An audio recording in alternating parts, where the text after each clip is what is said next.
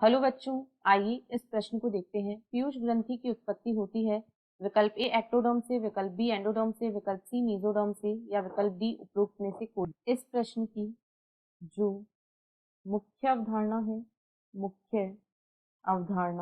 वह है गैस्ट्रूला भवन। वह है गैस्ट्रूला भवन। यहाँ पर हम देखेंगे कि गैस्ट्रूला भवन के दौरान क्या परिवर्तन होते हैं। तो भ्रूणीय विकास के दौरान ब्लास्टुला से गैस्ट्रुला के निर्माण की प्रक्रिया को गैस्ट्रुला भवन कहा जाता है और गैस्ट्रुला भवन के द्वारा 3 जननिक स्तरों का निर्माण होता है। गैस्ट्रुला भवन के द्वारा 3 जननिक स्तर विकसित होते हैं। इसके द्वारा 3 जननिक स्तर विकसित होते हैं जिन्हें एक्टोडर्म, मेसोडर्म तथा एंडोडर्म कहा जाता है।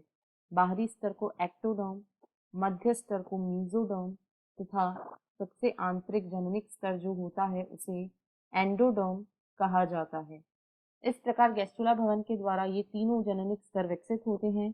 इनमें से जो एक्टोडर्म होता है इसके द्वारा मुख्यतः केंद्रीय तथा परिधीय तंत्रिका तंत्र का विकास होता है। साथ ही साथ इसके द्वारा पीयूष ग्रंथि का निर्माण भी होता है। पीयूष ग्रंथि भी एक्टोडर्म के द्वारा ही विकसित होती है।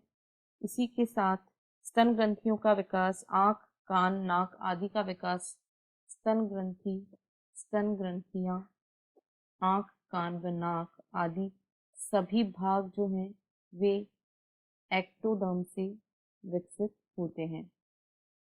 जो मेसोडर्म वाला भाग है इससे मुख्यतः संयोजी ऊतक का विकास होता है। इससे मुख्यतः संयोजी ऊतकों का विकास होता है। इसी के साथ साथ वृक्क, जननांग, प्लीहा, रक्त आदि सभी मेसोडर्म से विकसित होते हैं। वृक्क, जननांग, प्लीहा इन सभी का विकास मेसोडर्म से होता है। और यदि एंडोडर्म की बात करें तो एंडोडर्म जो है इसके द्वारा मुख्यतः थायराइड, पैराथायराइड, थाइमस, यकृत आदि का विकास होता है। इसके द्वारा थायराइड, पैराथायराइड, थायराइड, पैराथायराइड, यकृत तथा अग्नाशय आदि शारीरिक अंगों का निर्माण होता है। अतः पीयूष ग्रंथि क्योंकि एक्टोडर्म से विकसित होती है इसलिए विकल्प ए इस प्रश्न का सही उत्तर है।